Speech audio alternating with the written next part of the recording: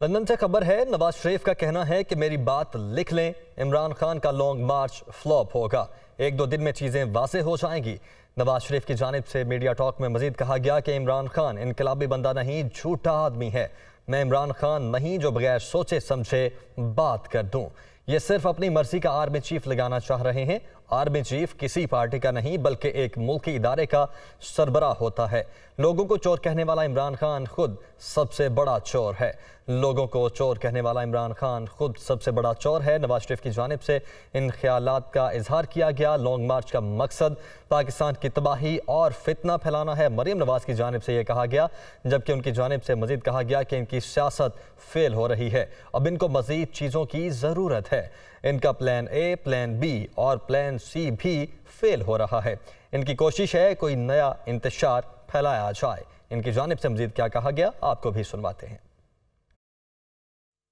یہ میں نہیں کہہ رہا، یہ MLN نہیں کہہ رہی، تو کون کہہ رہا ہے؟ یہ فیصل واڈا صاحب کہہ رہے ہیں جو PTI سے کہ جی اس میں لاشیں گریں گی اور خون خرابہ ہوگا، انقلاب کی باتیں کرتے۔ کوئی انقلاب نہیں، انقلاب لوگوں نے عمران خان کا دیکھ لیا ہے اس کی 4 سالہ حکومت میں کہ کون سا انقلاب لے کے آیا ہے۔ یہ صرف اور صرف چیف آرمی سٹاف وہ لگوانا چاہتے ہیں جس میں عمران صاحب چاہتے ہیں کہ جی میرا بندہ ہو۔ جھوٹا آدمی ہے، چور لوگوں کو کہتا ہے، خود سب سے بڑا چور ہے۔ مجھے بتائیں فارن فنڈنگ سے زیادہ بڑی چوری اور کیا ہو سکتی ہے؟ توشہ خانہ سب بہت بڑا سکینڈل ہے۔